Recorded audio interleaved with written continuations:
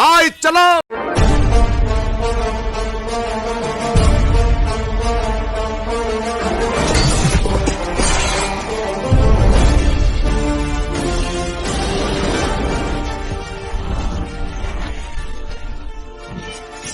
நம்ம இன்னைக்கு பொன்னியின் செல்வன்ல அடுத்த அத்தியாயத்தை தான் பார்க்க போகிறோம். இந்த அத்தியாயத்தோட பேர் பூங்குழலியின் ஆசை.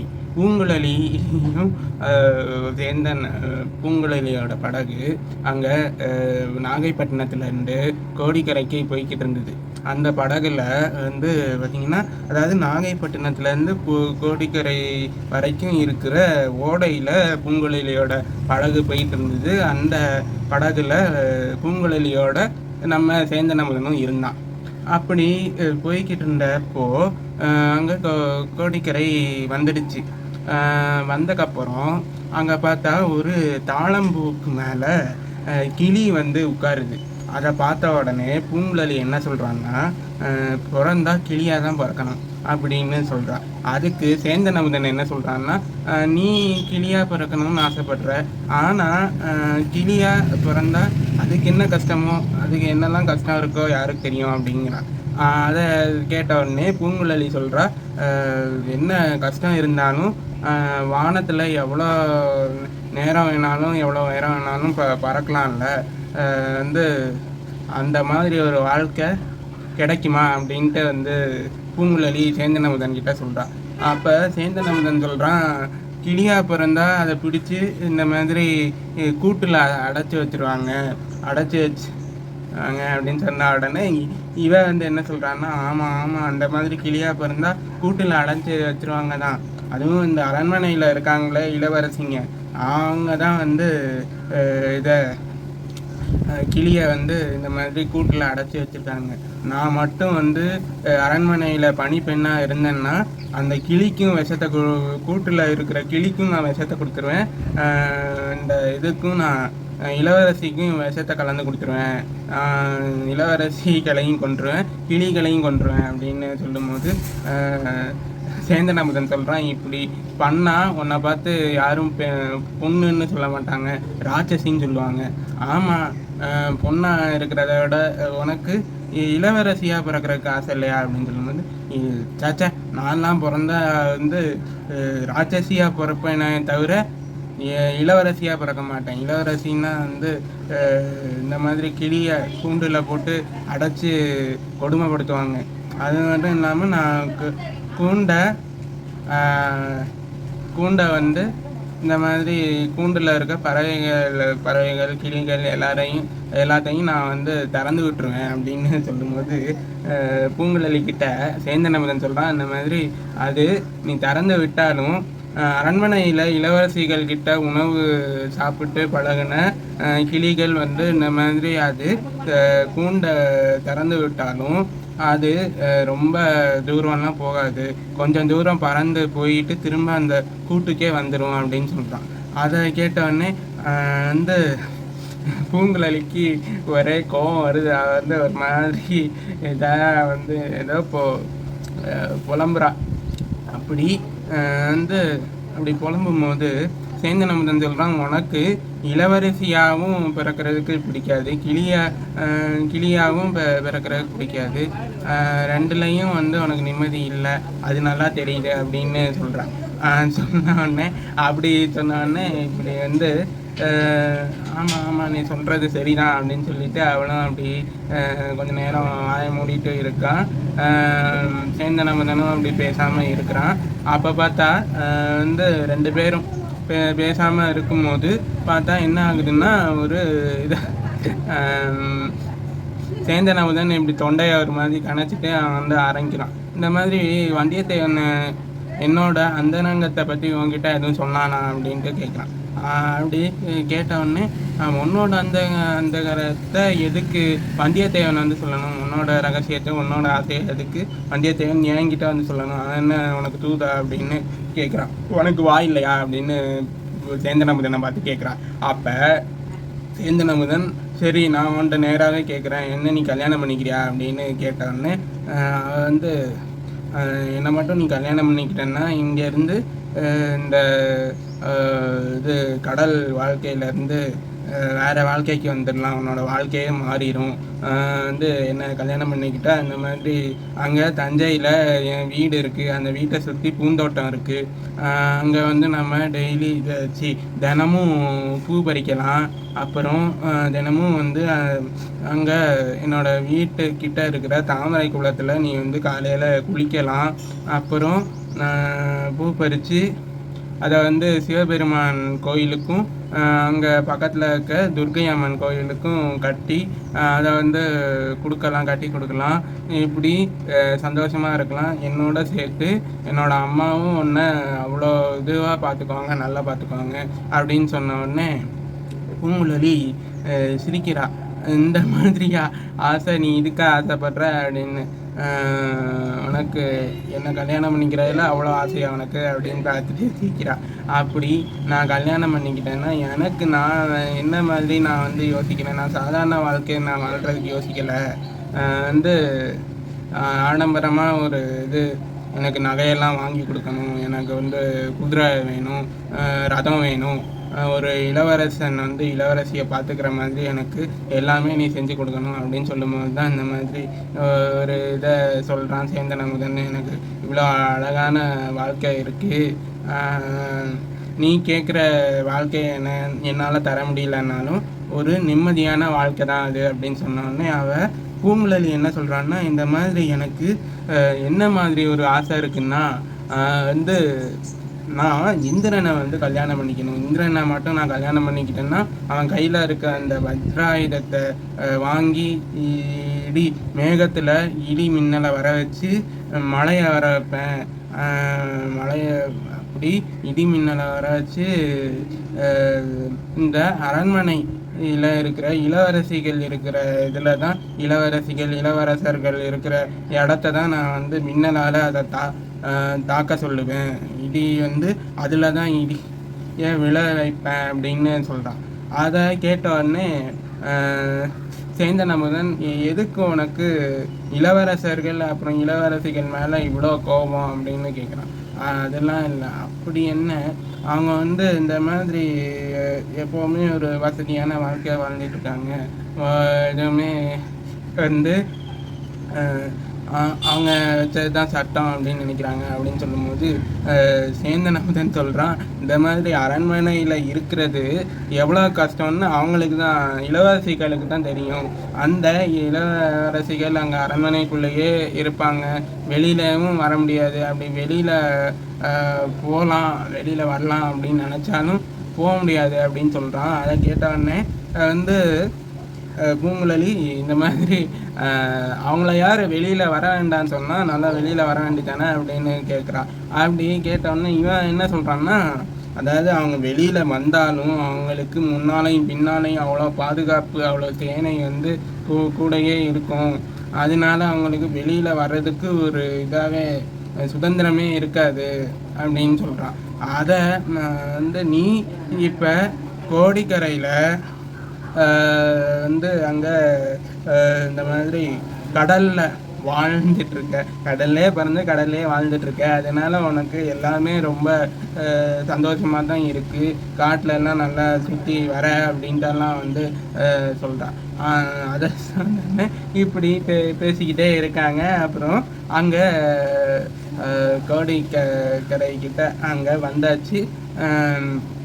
இந்த இதெல்லாம் இப்படி பேசிக்கிட்டே இருக்காங்கல்ல, பேசிக்கிட்டே என்னென்னு வந்த உடனே பார்த்தா அந்த இடத்துல அந்த ஓடைக்கரைக்கு பக்கத்தில் ஒரு மரத்துக்கு கீழே ஒரு நிழல் வந்து தெரியுது. அந்த நிழல் யாரோடது அப்படின்னு பூங்குழலி அவளோட படகுலேருந்து அப்படி எட்டி பார்க்குறா.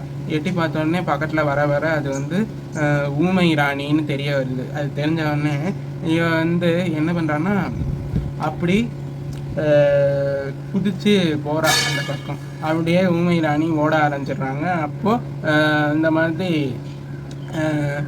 யார் நம்ம சேந்தன் அமுதனும் அந்த இடத்த பார்க்குறான். அப்படி பார்க்கும்போது என்னென்னா வந்து அது யார் பூங்குழலி அப்படின்னு கேட்குறான். அது யாருன்னா என்னோட அத்தை, என்னோட பெரியம்மா, நீ இறந்துட்டதா நினச்ச உன்னோட பெரியம்மா தான் அது அப்படின்ட்டு வந்து சொல்கிறான்.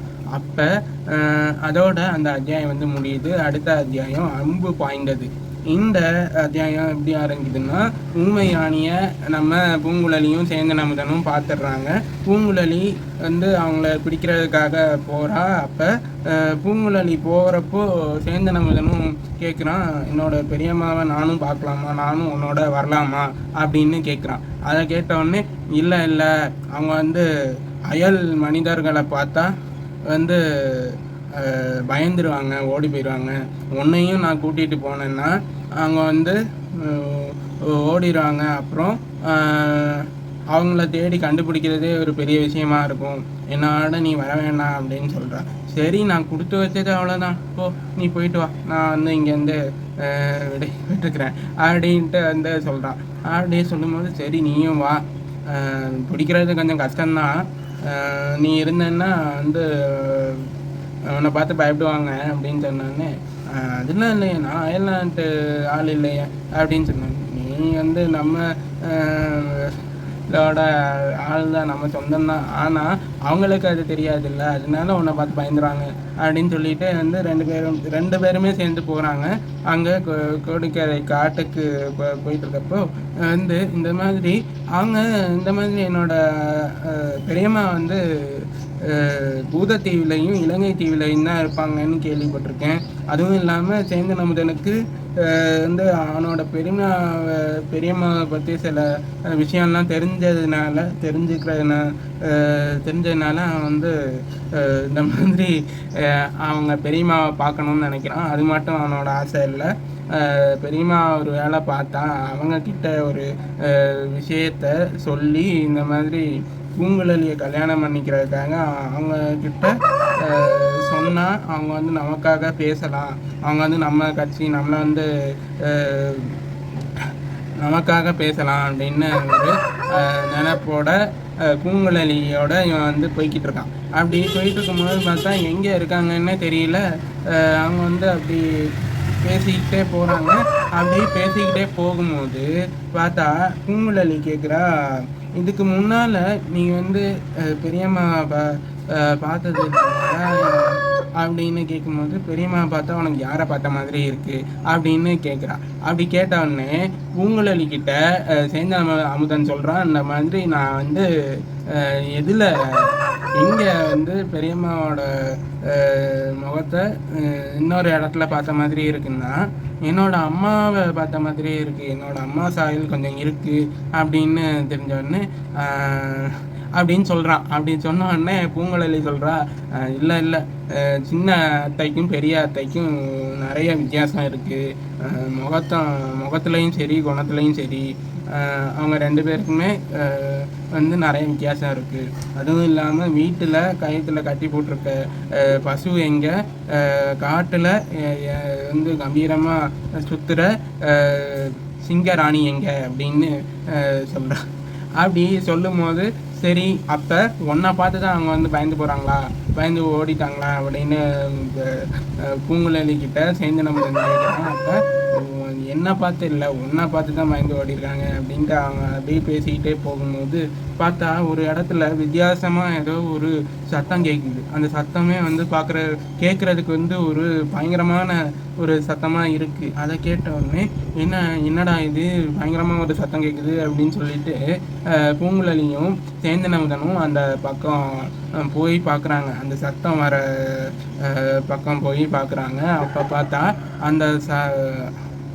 அந்த பக்கம் பார்த்தா ஊமை ராணி ஒரு மரத்தில் சாஞ்சிட்டு நின்றுட்டுருக்காங்க. கையில் புல்லெல்லாம் வச்சுட்டு மான் சுற்றி ஒரு 15 மான் நிற்கிது. அதில் ஒரு குட்டி மான் குட்டி வந்து இந்த மாதிரி அவங்களோட தோளில் ஏறி நின்றுட்டு அவங்களோட முகத்தையே பார்த்துக்கிட்டு இருக்கு. அப்படி பார்த்துட்டு இருக்கும்போது பார்த்தா வந்து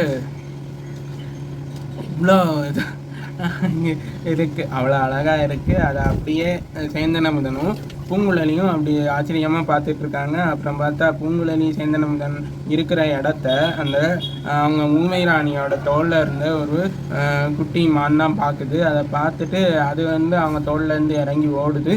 அதை பார்த்தோடனே மற்ற மானும் பூங்குழலி சேந்தனை பார்க்குது. பார்த்துட்டு அப்படியே இருக்குது. அப்போ ஊமை ராணி ஒரு வித்தியாசமான சத்தம் கொடுத்த உடனே திரும்ப எல்லா மானும் ஓடி போயிடுது. அப்போ நம்ம பூங்குழலி ஊமை ராணி பக்கம் போய் இந்த மாதிரி ஏதோ கொஞ்ச நேரம் அப்படி செய்கையில் பேசிக்கிறாங்க. 2 பேருமே செய்கையில் பேசிக்கிட்டு இருக்காங்க. பூங்குழலியை விட்டு கொஞ்சம் தள்ளி சேந்தனமுதன் அப்படி நின்றுட்டுருக்கான். அத்தையும் மருமகளும் ஏதோ ஒரு விஷயம் பேசிக்கிட்டு இருக்காங்க. நீ வந்து கொஞ்சம் தள்ளி நிற்கிறான். அப்புறம் பூங்குழலி இந்த மாதிரி சேந்தனமுதனை பக்கத்தில் வர சொல்கிறான். பக்கத்தில் வர சொன்னோடனே சேந்தனமுதனை ஆசீர்வாதம் பண்ணுற மாதிரி ஒரு இது பண்ணிவிட்டு தலையில் கையை வச்சு ஆசீர்வாதம் பண்ணுற மாதிரி ஒன்று பண்ணுறாங்க. அப்புறம் பூங்குழலியை கட்டி பிடிச்சிக்கிறாங்க. கட்டி பிடிச்சிக்கிட்டு அவங்க வந்து அந்த இடத்த விட்டு போகிறாங்க. அப்படி போகும்போது பார்த்தா அவங்க வந்து ஒரு இடத்துல போய் ஓடை கரை பக்கம் போகிறாங்க. அப்படி போயிட்டு தரையில் உட்காந்துடுறாங்க. உட்காந்துக்கிட்டு அவங்க வந்து ஏதோ ஒரு செய்கையில் ஏதோ ஒரு விஷயத்த சொல்கிறாங்க. அப்போ பூங்குழலி சொல்கிற அந்த மாதிரி, சரி வா அமுதா, நம்ம வந்து வீட்டுக்கு போகலாம். பெரியம்மா இப்போ வரமாட்டாங்க, அத்தை இப்போ வரமாட்டாங்களா, நம்ம வந்து வீட்டுக்கு போகலாம், நீ என் கூட வந்து சாப்பிட்டுட்டு போ அப்படின்னு சொல்கிறான். அப்படியே சொல்லும்போது, இல்லை நான் வந்து இங்கேருந்து விடைபெற்றுக்கிறேன், நான் வந்து என்னோடய வீட்டுக்கு போகிறேன், எங்கள் அம்மா தனியாக இருப்பாங்க, ரொம்ப நாளாக அவங்கள விட்டுட்டு வந்துட்டேன் அப்படின்னு சொன்னோன்னே, இல்லை உன்னோட நான் வந்து ஊருக்கு வந்தேன்னு தெரிஞ்சுது, அதுக்கப்புறம் உன்னை வீட்டுக்கு கூட்டு வரலன்னு தெரிஞ்சுதுன்னா அப்புறம் எல்லாருமே சேர்ந்து என்ன தான் திட்டுவாங்க, அதனால நீ கண்டிப்பாக வீட்டுக்கு வந்து சாப்பிட்டுட்டு தான் போகணும் அப்படின்னு சொல்லிட்டு இருக்கும்போது பார்த்தா திடீர்னு எதிரில் ஒரு புதருக்கு பின்னால் யாரோ ஒரு பொண்ணு சில புது மனுஷங்க கிட்ட பேசிக்கிட்டு இருக்க மாதிரி இருக்குது. அதை பார்த்த உடனே சேந்தனமுதனும் பூங்குழலியும் தான் பார்க்குறாங்க. ஆனால் பூங்குழலிக்கு மட்டும்தான் அது தெரியுது, அது வந்து அவளோட அண்ணின்னு. அண்ணி வந்து யார்கிட்ட பேசிக்கிட்டு இருக்கா, ஒருவேளை வந்து பாண்டிய ஆட்கள்கிட்ட வந்து பேசிக்கிட்டு இருப்பாளோ, இளவரசர் இருக்கிற இடம் எதுன்னு சொல்லுவாளோ, என்னை பற்றி எதுவும் சொல்லியிருப்பாளோ, அப்புறம் என்னை பற்றி சொல்லியிருந்தா அவங்க வந்து என்ன தேடி வந்து என்கிட்ட விசாரிப்பாங்களோ அப்படின்னு நினைக்கிறா. அப்படின்னு நினச்சிக்கிட்டு இருக்கும்போது பார்த்தா அந்த நேரத்தில் வந்து அவன் அந்த ராக்கம்மா, அதாவது பூங்குழலியோட அண்ணி, அவங்க வந்து அப்படி வெளியில் வந்துடுறா. அப்படி வெளியில் வந்தோடனே பூங்குழலியை பார்த்து கொஞ்சம் அதிர்ச்சி ஆயிடுறா. அப்புறம் அந்த அதிர்ச்சியை வெளியில் காமிச்சிக்காம வந்து, என்ன பூங்குழலி எங்கே தொலைஞ்சி போயிட்டேன் இவ்வளோ நாளாக, ஆளே காணும் வீட்டு பக்கம் அப்படின்னு சொல்லும்போது, ஆமாம் நான் இப்போ தான் வந்து முதல் முறையாக நான் தொலைஞ்சி போகிறேன், வந்து இவ்வளோ அதிர்ச்சியாக நீ கேட்குறதுக்கு. நான் வந்து எவ்வளோ நாளாக வந்து இலங்கைக்கெல்லாம் போயிட்டு வந்துக்கிட்டு இருக்கேன் அப்படின்னு சொல்லும்போது, சரி நீ வந்து இலங்கையில் உன்னோட பெரிய அத்தையை பார்த்தியா, அவங்க எப்படி இருக்காங்க என்ன அப்படின்னு கேட்கும்போது, இல்லை அந்த அவங்களெல்லாம் நான் வந்து பார்க்கல அப்படின்னு சொல்லும்போது, சரி இந்த தடவை வரப்போ ஊருக்கு நம்ம ஊருக்கு வரப்போ உன்னோட சின்ன அத்தையோட பையனையும் கூப்பிட்டு வந்துருக்க போல இருக்கு அப்படின்னு சொல்லும்போது, ஆமாம் அப்படின்னு சொல்லிட்டு இருக்கா. அப்படியே சொல்லிட்டு இருக்கும்போது கொஞ்சம் மெதுவாக சேந்தனமுதன் கிட்ட போய், இந்த மாதிரி இங்கே பாரு அமுதா, அவங்க அதாவது என்னோட அண்ணி பாண்டிய நாட்டு ஆட்களில் ஒருத்தி, அவள் வந்து உன்கிட்ட ஏதாவது ஒரு விஷயத்தை கேட்குறதுக்கு உன் வாயை கிளறுவா, அதை வந்து நீ வெளியில் சொல்லிடாத அப்படின்னு சொல்லும்போது, ஏதாவது நீ உளறிடாத அப்படின்னு சொல்லும்போது, நம்ம அமுதன் வந்து என்ன சொல்கிறான்னா, இங்கே பாரு, நான் வந்து எந்த ஒரு விஷயத்தையுமே வந்து வாயே திறக்க மாட்டேன், நான் இங்கேருந்து என் வீட்டுக்கு போகிற வரைக்கும் நான் ஊமையாகவே இருக்கேன், இங்கே இருக்கிற வரைக்கும் நான் ஊமையாகவே இருந்துடுறேன் அப்படின்னு சொல்கிறான் சேந்தனமுதன். அப்படி சொல்லும்போது பார்த்தா அப்புறம் பார்த்தா பூங்குழலி சேந்தனமுதன்கிட்ட சொல்கிறா, இந்த மாதிரி நீ வீட்டுக்கு போய் சாப்பிட்டுட்டு நீ ஊருக்கு போயிரு, நான் வந்து அத்தையை நாகைப்பட்டினத்துக்கு திரும்ப கூட்டிகிட்டு போகணும், நான் திரும்ப நாகைப்பட்டினத்துக்கு போகணும், ஏன்னா அவங்க வந்து இளவரசரை பார்க்கணுன்னு ஆசைப்படுறாங்க அப்படின்னு சொல்கிறா. அப்படி சொன்னோடனே பார்த்தா, சரி நான் கொடுத்து வச்சது அவ்வளோதான், ஏன்னா சேந்தனமுதனும் கூட வந்தா, பூங்குழலி கூட வந்தா ஊமை ராணி எங்கே திரும்ப ஓடி போயிடுவாங்களோன்னு அவளுக்கு கொஞ்சம் பயமாக இருக்குது, அதனால தான் சேந்தன் அமுதன் திரும்ப வர வேண்டாம் அப்படின்னு சொல்கிறான். அதனால சரி எனக்கு கொடுத்து வச்சது அவ்வளோதான் அப்படின்ட்டு அவன் சொல்லிட்டு அப்படி போகிறான். அப்படி போனோடனே பார்த்தா அங்கே திரும்ப வந்து நாகைப்பட்டினத்துக்கு போகிற வழியில் வந்து ஏதோ ஒரு புதருக்கு பின்னால் ஏதோ சலசலப்பு ஏற்படுது. அங்கே பார்த்தா அது பாண்டிய நாட்டு ஆட்களாக இருக்குமோ, என்ன தேடி தான் வந்திருக்காங்களோ அப்படின்ட்டு வந்து அவளுக்கு ஒரு குழப்பமாக இருக்குது. அப்புறம் பார்த்தா அந்த புதருக்கு பின்னால் இருந்து மான்கள் வந்து நிற்கிது. மான்களை பார்த்தோடனே மான்கள் வந்து எவ்வளோ அழகான பிராணிகள், இப்படி அழகான மான்களை படைச்ச கடவுள் வந்து இந்த மாதிரி மனிதர்களையும் படைச்சிருக்காரு. இந்த மாதிரி மான்களாக பிறந்தா எவ்வளோ நல்லா இருக்கும் அப்படின்ட்டு வந்து யோசிச்சு பார்த்துட்டு இருக்கான். அப்படி அந்த மான்கள் வந்து அப்படி பூங்குழலியோட படகை பார்த்துக்கிட்டே நிற்கிது. பூங்குழலியோட படகை பார்த்துட்டு நிற்கல, பூங்குழலி பக்கத்தில் இருக்கிற அவளோட அத்தையை பார்த்துக்கிட்டே நிற்கிது. அப்புறம் பார்த்தா என்ன ஆகுதுன்னா, திடீர்னு ஒரு இடத்துல இருந்து வந்து அம்பு ஒரு மான் மேலே பாஞ்சிடுது. மான் மேலே பாஞ்ச உடனே அந்த அடிப்பட்ட மானை வந்து காப்பாற்றுறதுக்காக ஊமை ராணி அங்கே ஓடையிலேருந்து கரைக்கு குதிக்கிறாங்க. மான்கிட்ட போகிறாங்க. உடனே பார்த்தா அங்கே பார்த்தா சில வீரர்கள்லாம் அவங்கள சுற்றி வளைச்சிடுறாங்க. சுற்றி வளைச்சிக்கிட்டு இருக்காங்க. அப்புறம் பார்த்தா அந்த இடத்துல இருந்து ஊமை ராணியால் தப்பிக்கவே முடியாத மாதிரி இருக்குது. எப்போவுமே தப்பிச்சிடுவாங்க அவங்க. ஆனால் இந்த வாட்டி அவங்களால தப்பிக்க முடியல. அவங்கள வந்து ஒரு கயிறால் கட்டி கையை வந்து கட்டிடுறாங்க. அப்புறம் பூங்குழலி ஊமை ராணியை காப்பாற்றுறதுக்காக கையில் படகோட துடுப்பை எடுத்துக்கிட்டு அப்படி ஓங்கிட்டு வரா. அப்படி வரும்போது பார்த்தா அவளையும் பிடிச்சி படகுல தூக்கி போட்டுட்டு அவளோட கையையும் காட்டிக்கிட்டு போயிடுறாங்க. ஊமை ராணியை தூக்கிட்டு போயிடுறாங்க. இதுக்கப்புறம் என்ன நடக்குது, கதையில் என்ன மாதிரி ஒரு இது வருது, ஊமை ராணியை தூக்கிட்டு போனது யார் அப்படிங்கிறதெல்லாம் வந்து இன்னொரு வீடியோவில் பார்க்கலாம். லைக் பண்ணுங்கள், ஷேர் பண்ணுங்கள், சப்ஸ்கிரைப் பண்ணுங்கள். பாய். மறக்காம சர்ப்ரைஸ் பண்ணுங்க. தேங்க்யூ.